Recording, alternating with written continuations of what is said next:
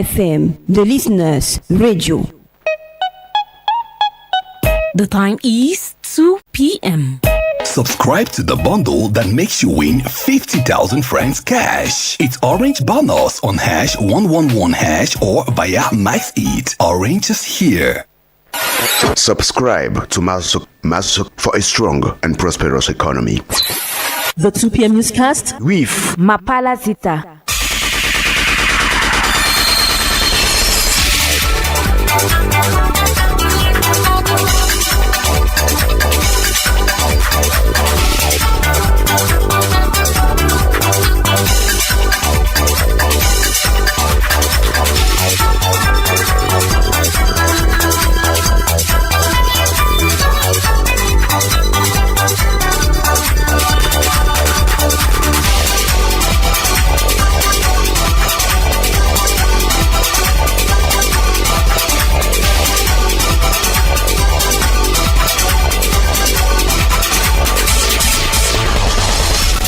Good afternoon, Yaoundé. Good afternoon, Cameroon. Good afternoon, Africa. Ladies and gentlemen, welcome to the 2 p.m. news on Royal FM.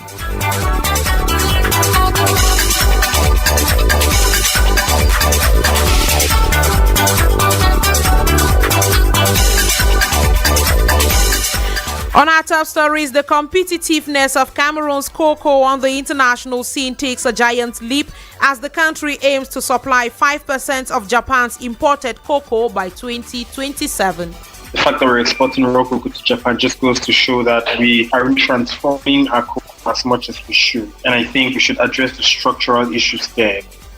Out of Cameroon, Guinness World Record has confirmed the achievement of Nigerian chef Hilda Bassi, who has broken the record for cooking the world's largest pot of jollof rice. And in sports, we will talk football and handball. Ladies and gentlemen, those were the headlines.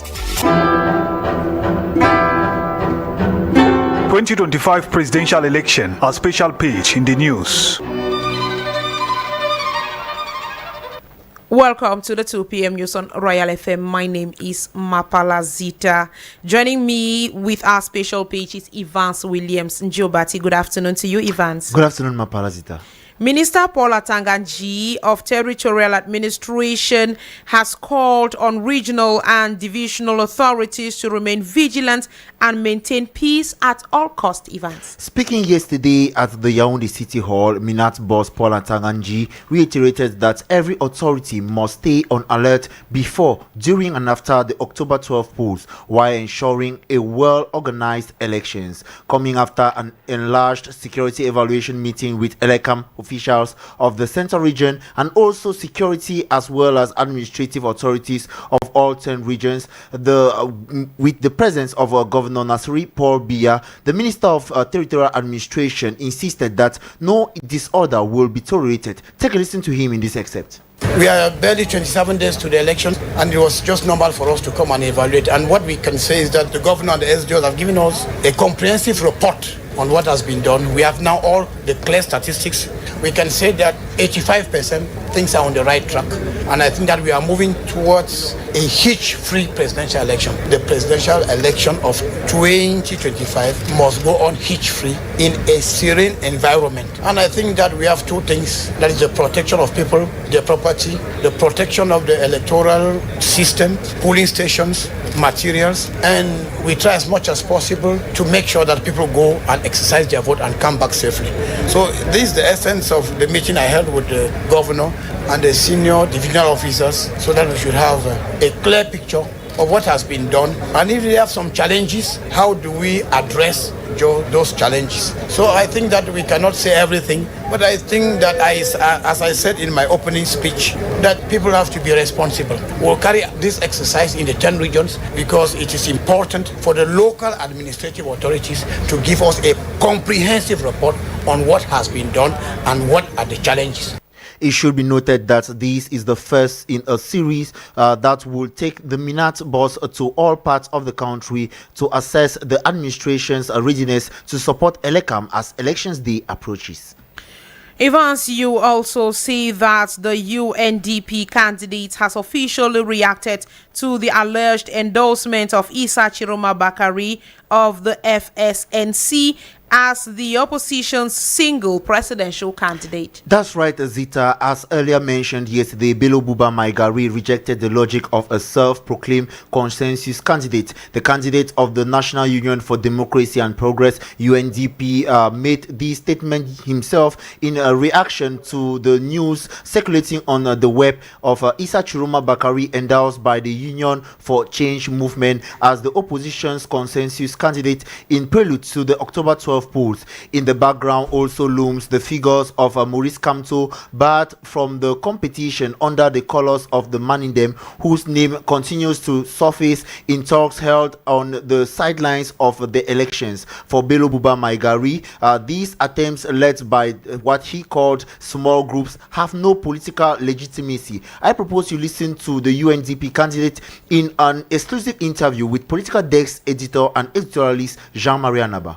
First of all, to come for a consensus, all parties should be part of the exercise, which has not been the case this time because we were not part of the exercise. We've not given any mandate to any group to try and find a consensus. I'm still candidate, and as I said, I will contact all other candidates who will agree to meet me and discuss to find between ourselves if we can find a consensus. On the other hand, news reaching our newsroom has it that Issa Chiroma Bakari's communication team has denied fake documents in circulation since the morning of September 15, attributing him to being endorsed in Yaoundé by the Union of Change movement as the opposition's candidate. According to the FSNC, this statement presented as official is in fact a fake created by ill-intentioned individuals seeking to tarnish the image of the FSNC candidate. Zita. Before you go, Evans, you have been following some confirmed political or rather presidential candidate activities that have been animating Cameroon's political scene as we are now barely weeks away from the October the 12th polls. After a strong mobilization from the civil society group of Barrister Michel Ki, presidential candidate Serge Espoir Matomba has also announced the recruitment of 90,000 election observers nationwide ahead of the 2025 elections. According to him, their role will be to ensure that every vote is counted accurately and that the ballot boxes reflect the true will of the Cameroonian people. He described this initiative as a civic commitment emphasizing vigilance and responsibility and called on citizens to unite in protecting their voice and choice, while the PCRN candidate Cabral Libi began holding campaign rallies with Cameroonians in the diaspora, with first stop being Paris, France over the weekend. The candidate of the Cameroon Party for National Reconciliation PCRN, where he presented his political platform in France, Paris. In the same movement, Ateki Seta Caxton, presidential contender under PAL, has appointed political activist Fabrice Lena, CEO of the political movement Now We Future, as his executive campaign manager throughout the race to the Etudi Palace, while the Cameroon Front Democrat Party FDC's presidential candidate Samuel Iyodi Hiram presented a 12-point political program that focuses on promoting social justice and prosperity with aims of bettering the domains of education and agriculture. Candidate Hiram envisaged a Cameroon that is at the forefront of innovations. Samuel Iyodi Hiram in this soundbite. Our first goal is to reduce the misuse of Cameroonians' money in order to save funds, to mobilize the resources we need, and to reallocate them in investments that will help us build health center, schools, roads. We aim at giving to 18 years old Cameroonian all the skills he needs to find a job as soon as he gets out of the secondary school. We are also having reform on the justice system in this independence. We are advocating to banning the export of our agricultural and mining resources in order to keep them on our territory and use them to build a strong economic system.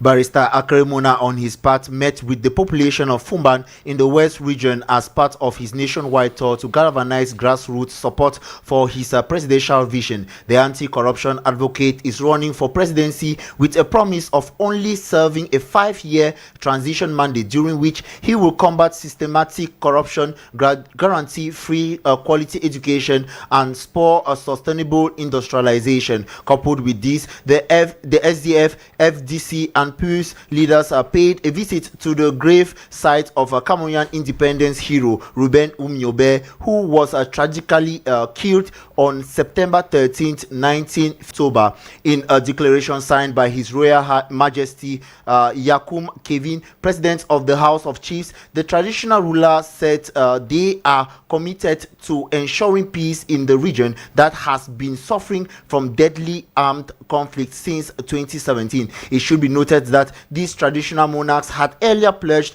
their support for the re-election of 92-year-old outgoing President Paul Biya, who is seeking for his 8th presidential mandate. Zita. In more elections-related news, a project dubbed Vote Smart Cameroon has been launched today in Yaoundé. Initiated by the Foundation for Peace and Solidarity, the Vote Smart project targets first-time voters particularly and young Cameroonians in general, and is receiving the support of the Canada Fund for Local Initiative. Let's now listen to Richard Lebar, political counselor and representative of the Canadian High Commission at today's launching ceremony. Obviously, the importance of the project is the youth and their vote for the first time. And I think one of the ideas of the Canadian Fund for Local Initiative is that they are small budgets, but for meaningful initiatives. Elections in the life of individuals is an important moment, especially the first one, because that is really a point in time where you do have a voice, you do have a choice to make. And I think, democracies are stronger when the youth are making informed decisions. And so Canada is extremely proud and happy to be supporting the Foundation for Peace and Solidarity on this Vote Smart project, because we really believe that it is a meaningful initiative. The Vote Smart Cameroon project targets the center, southwest, northwest, and west regions of Cameroon for a start, and according to the National Director of the Foundation for Peace and Solidarity, the choice is strategic and measures are also being put in place to ensure its feasibility. Take a listen to Sophie Monono. One thing we all know is that the youths of those regions are not supposed to be left out. So in that light, we decided to also work with them and give them a voice and also ensure that their votes do count. So we are aware of the risk, but we know that with the youth, the local organizations, we can make a positive impact in those regions, even with the risk on the ground. Some of the measures are we ensure that, first of all, the organizations in those regions are going to work with the security. That's the first thing.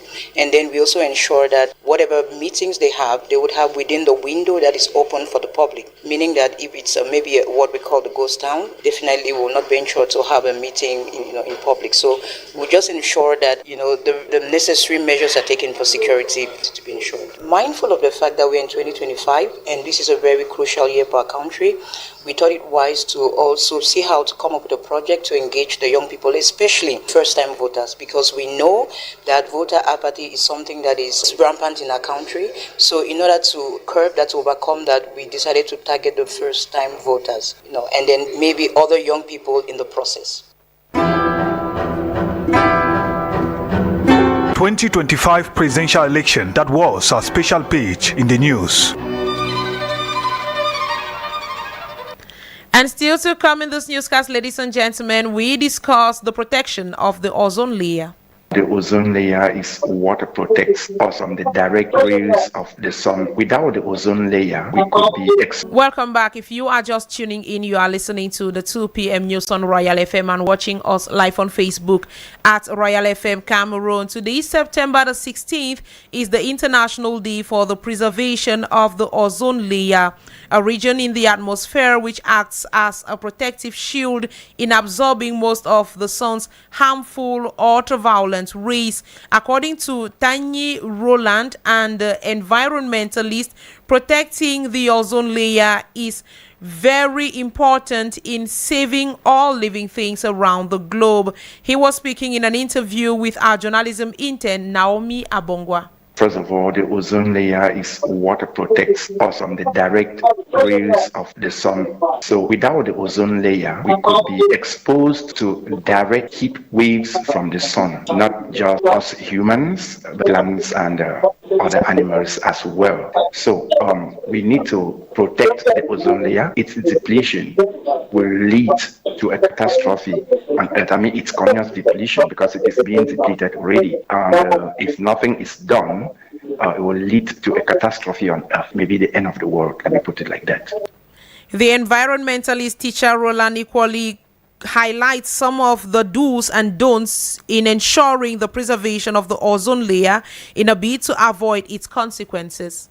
I want to start by activities that should not be done to protect the ozone layer. Activities that should not be done. First of all, the usage of plastics that are not biodegradable. Then, secondly, non-reforestation of fallen or destroyed forests. So, if we should reduce carbon emissions, for example, the usage of electric vehicles could be encouraged. Electric planes, electric trains, that could be wonderful. Now, what can be done? We need to plant trees. We need to go eco-friendly in everything that we do. If we could start developing the production of electric vehicles in Cameroon, for example, that would be wonderful. Imagine the quantity of gas that is pumped into the air by a plane leaving from Cameroon to China. If we could stop felling trees, it would be better.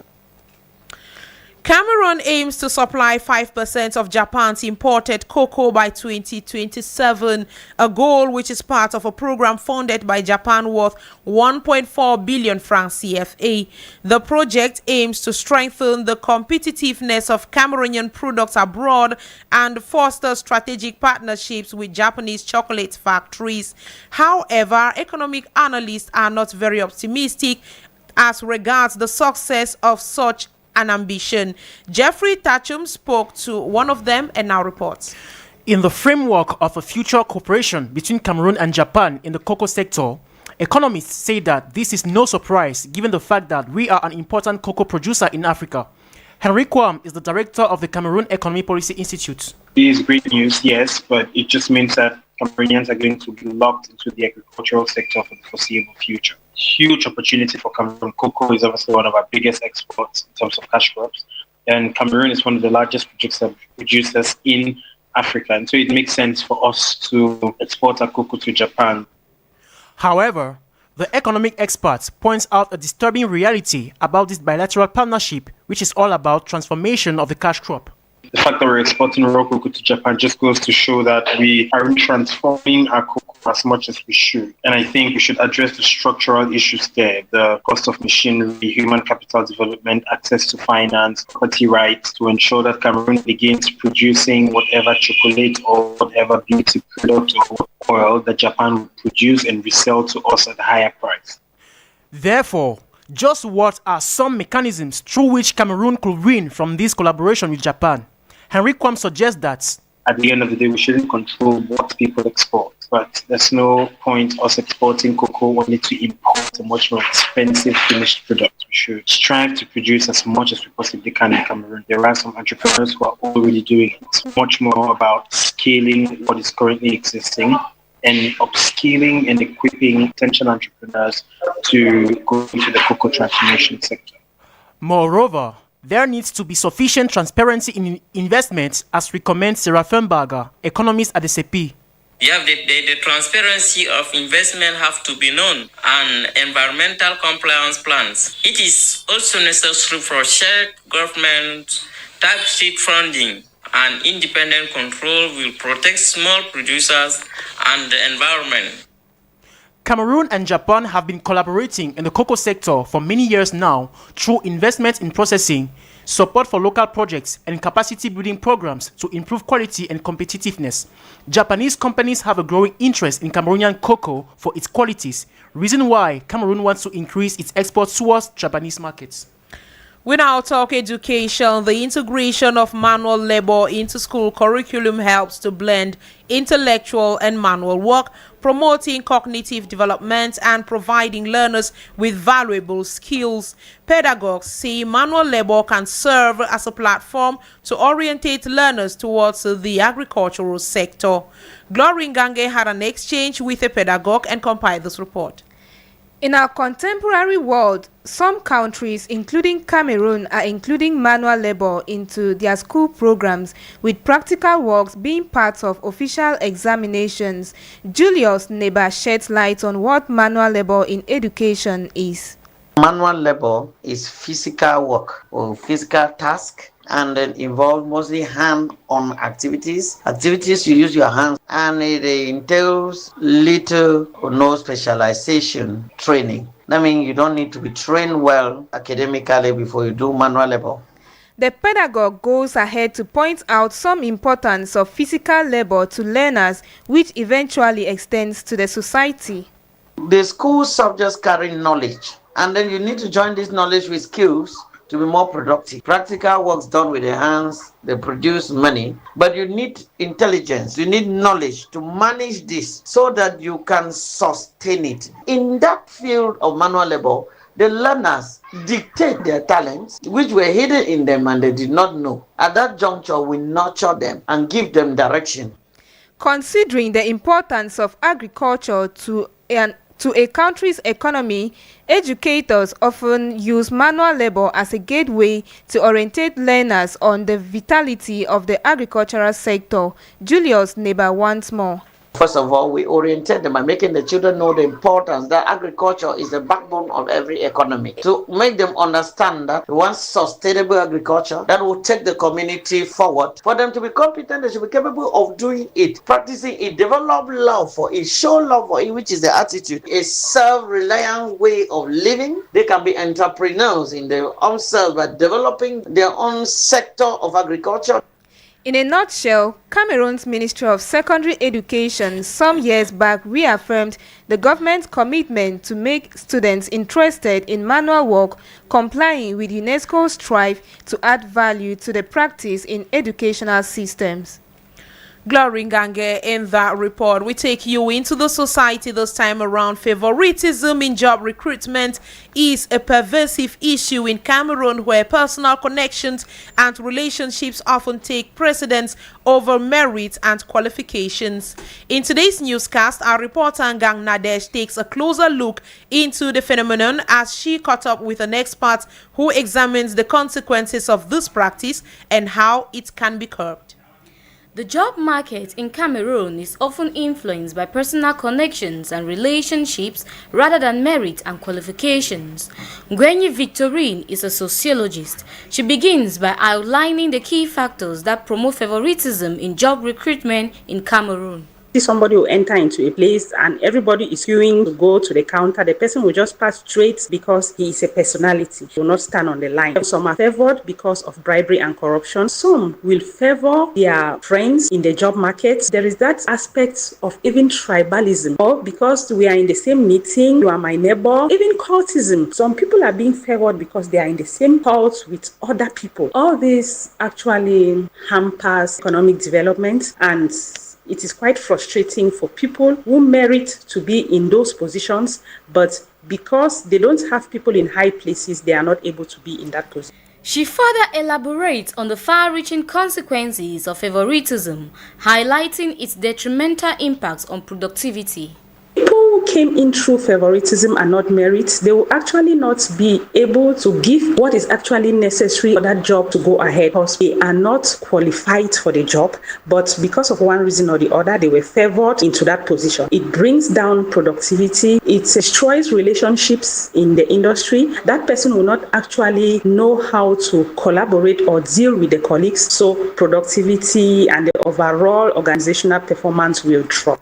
Gweyi Victorine once again suggests strategies to curb the ill practice, such as promoting transparency in the recruitment process. One of those things that should be done is through free and fair competitive examination. When people go in for examinations, they should be recruited by merit. You go in for an interview and you pass that interview, you know that you are going to go in for this job. Not that before going for an interview, a child or somebody should already know that my father or my mother is going to give an envelope to this and this person so that I should be recruited. No, it should be free and fair for everybody so that the national cake should be evenly distributed and should be enjoyed by all. The sociology expert concludes by stressing the importance of implementing punitive measures for individuals found to be practicing favoritism.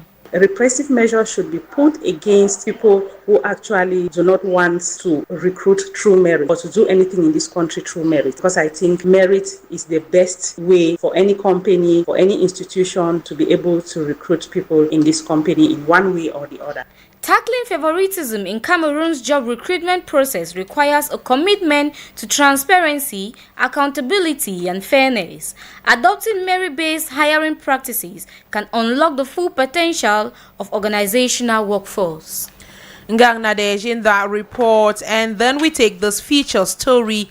Afro hair is considered as a potential symbol of black identity, resistance against oppression, and cultural heritage with deep historical roots in African society. However, many tend to relax their Afro hair for several reasons. Freeway Crispin interviewed some Yaoundé city dwellers whether they love their Afro hair or they prefer relaxed hair. She compiled their views in this report. Majority of ladies we came across have relaxed hair. They show very little interest in Afro hair. To Suzanne, keeping Afro hair is very demanding.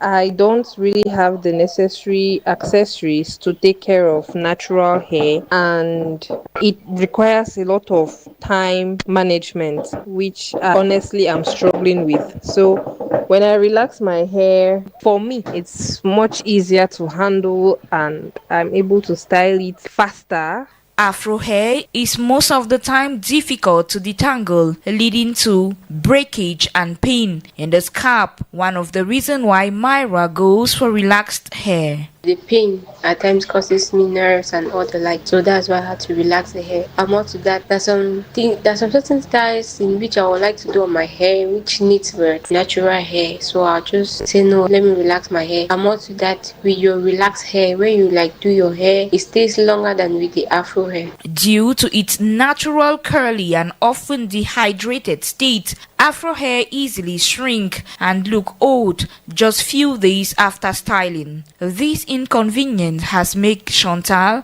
straighten her Afro hair. Whenever I plait my hair, it will get old fast. 1-2 weeks, my hair is already bad. I had to undo it and do a different one. So I had to relax my hair in order to stay for 3 weeks, 1 month with my hair. According to hair experts, to maintain Afro hair, it is important to focus on regular gentle washing with moisturizing products, deep conditioning, and careful detangling with a wide tooth comb or fingers. Out of Cameroon, 2 men in Zambia have been sentenced to 2 years in prison with hard labor for attempting to kill the country's president, Hakainde Hichilema, with witchcraft. The sentence was pronounced yesterday by a court in Lusaka after the 2 men were found in possession of a live chameleon, an unidentified white powder, a red cloth, and an animal's tail. They reportedly planned on using these items in a ritual that would cause death within 5 days on the president. The court convicted both men on the Witchcraft Act, a law criminalizing witchcraft dating back to the colonial era under British rule. Nigeria's chef Hilda Bassi has broken the world record for cooking the largest ever pot of jollof rice in Lagos last week. Guinness World Records confirmed the achievement on social media, saying Bassi's concoction of the popular West African dish weighed in at a staggering 8,780 kilograms. After 9 hours of cooking, the effort was almost thrown into jeopardy after the giant pot used to make the dish broke as it was being hoisted into a crane for the weight. The United Nations Commission of Inquiry says Israel has committed genocide against Palestinians in the Gaza. According to a new report made public by the United Nations Commission, there are reasonable grounds to conclude that 4 of the 5 genocidal acts defined under international law have been carried out since the start of the war, with Hamas in 2023 killing members of a group and causing them serious bodily and mental harm. The report equally cites statements by Israeli leaders and the pattern of conduct by Israeli forces as evidence of the genocidal act. We come back with sports just after this break. And in sports, following the draws for the 2025 African Club Handball Championship in Morocco, international handball referee lecturer Ashifong Henry has mapped out a preferred track for Cameroon's representatives at the competition. According to him, if certain calculations are met, Cameroonian clubs will make it to the podium.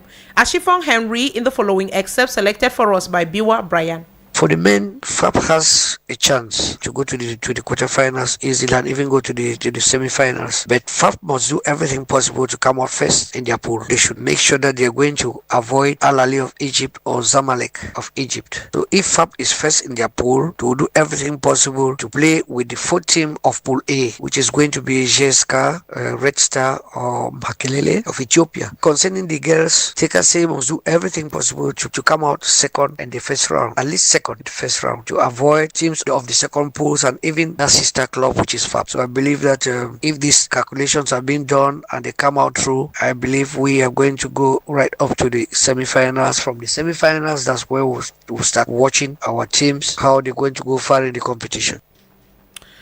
Let's now welcome sportsman Biwa Brian. Good afternoon, Brian. Good afternoon, Mapalazita. Brian, you say Cameroon's under-20 Lionesses are a few days away from the World Cup qualifiers. Cameroon's under-20 women's national team is barely 5 days away from the quest for the spot in the next FIFA under-20 Women's World Cup in Poland. The baby Lionesses will face their counterparts from Niger in a 2-legged qualifier, with the first leg set for Niger on September 20, followed by the return match in Cameroon on September 27. Ahead of this game, Coach Hassan Bala and his girls have played several friendly games and are currently on their last training camp, which will end on Thursday, September 18. Sheikh Glory is one of the players in camp. Any knowledge about the team in Niger, but actually I don't care about it because I am ready for them. If I have the opportunity to play, I'm going to put in my best, my energy and everything. God willingly, I'm going to do my best. So thank you very much. You're welcome.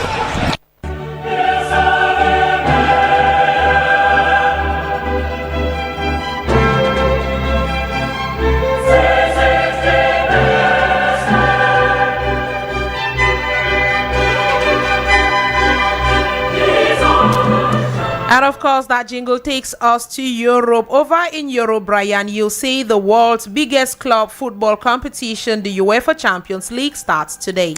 A total of 8 fixtures will be disputed today, with the first set of games set to kick off at 5:45 p.m.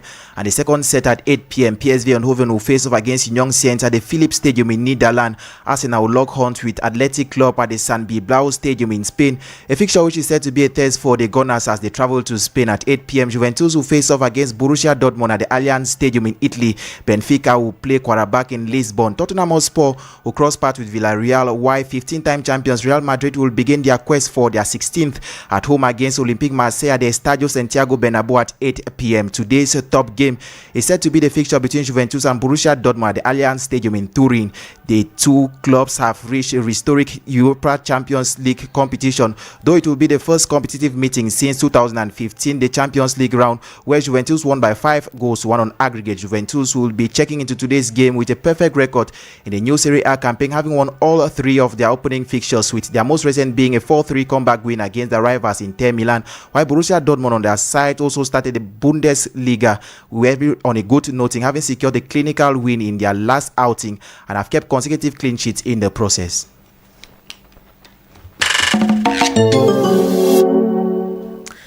It is now time for me to welcome Doreen Bimi into the studio, and Doreen is coming with a summary of this newscast in the French language. Bon après-midi, Doreen. Bon après-midi, Mapalazita. Éducation, rentrée scolaire 2025-2026. Après 2 semaines de début des classes, c'est une mise au point dans certains établissements de l'évaluation à la mise en forme de l'approche pédagogique par compétence des élèves. Un mobile qui joue sur la mise en œuvre des situations d'apprentissage. La journée de l'identité se célèbre ce 16 septembre 2025 et met en lumière le rôle crucial de l'identité et nous invite à réfléchir sur ce qui nous lie réellement, éducation familiale et sociale. Sur la scène internationale en Zambie, 2 hommes condamnés pour avoir voulu attenter à la vie du président par des actes de sorcellerie. Akende Ichilema, puisqu'il s'agit de lui, s'en est sorti sain et sauf. En rappel, les faits se sont produits le 11 septembre dernier. En sport, football, Champions League européenne, premier coup de sifflet ce soir 17h45 au stade San Mamés. Arsenal sera face à Athletic Bilbao. Les Basques tenteront de surprendre l'un des favoris de la compétition.